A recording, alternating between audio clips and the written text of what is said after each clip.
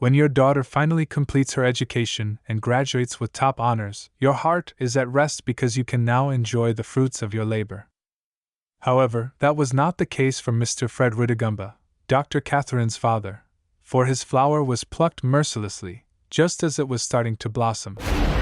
Welcome back to Tavern Crime Chronicles.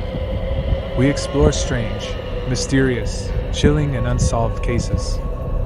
If you have the nerve for fascinating stories, this is your channel.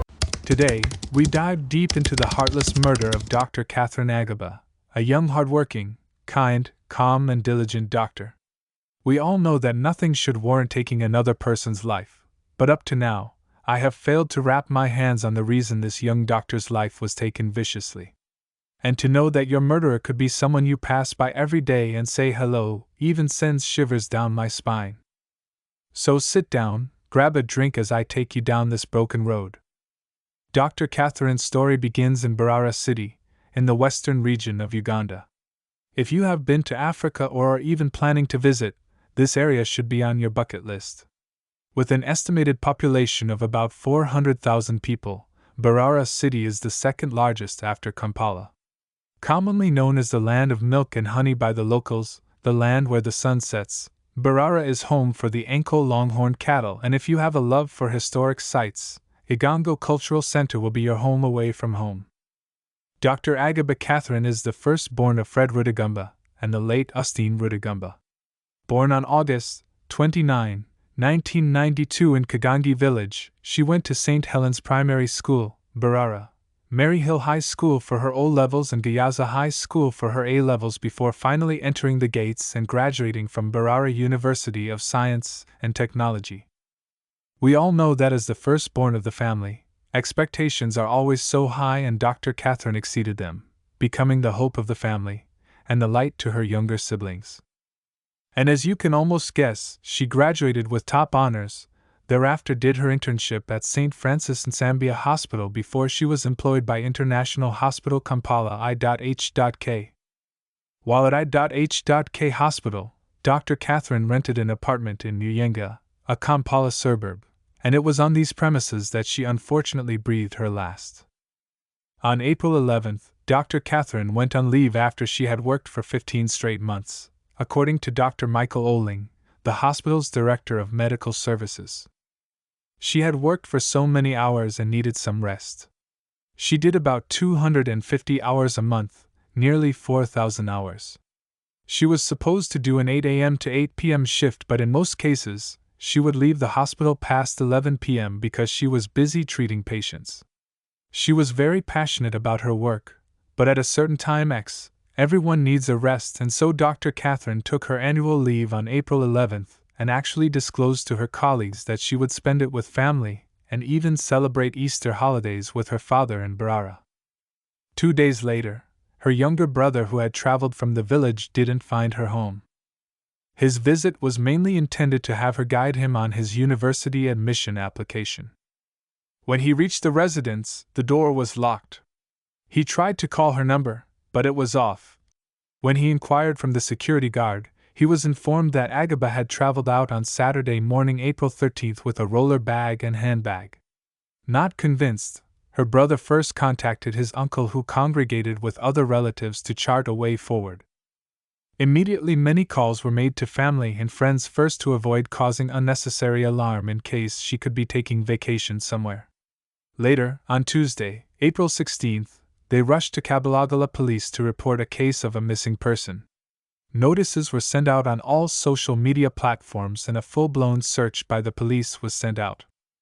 Easter holidays were not the same for all who knew the missing doctor.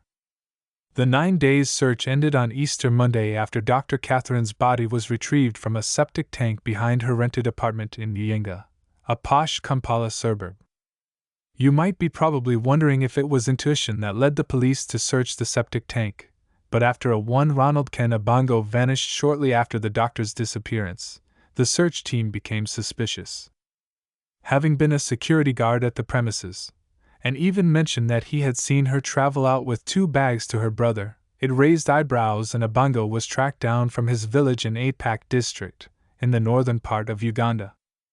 In Abango's words, Dr. Catherine was becoming a threat to his job because she had reported him to his boss, the landlord, for absenteeism and poor workmanship. The doctor always away at work, Abango harbored a grudge, and it was on this fateful day when she was off to enjoy her leave that Abango attacked her, strangled her to death, and thereafter undressed her and dumped her body in the septic tank. He would later rob her of a home theater, a gas cooker, mobile phone, a flat-screen TV, and utensils, among other items which would later be recovered from his sister's place. Her friends and family were called to the scene to identify the body, and in her uncle's words, he said, "I don't know how I will ever erase the picture of what I saw as Kathy's decomposing body was retrieved from the septic tank. It was such a horrible sight. Her ever-smiling face was no more and the body naked." Mr. Cavieri, her uncle, said as his eyes turned red. Her family actually requested to have a closed casket burial ceremony because there was nothing to see. She deserved to be remembered as Kathy, but not what was left of her. She was later laid to rest in her home village Kashari, Barara district. And as her loved ones remain with more questions than answers on why the hope of the family had to go so fast just when her life had begun, she definitely did not deserve to go the way she did. No one does. Abango was remanded to Lizira prison over charges of aggravated robbery and murder of Dr. Catherine Agaba. Yoweri Museveni, Uganda's president, while condoning with the family, commented that the country has lost such great, brilliant mind.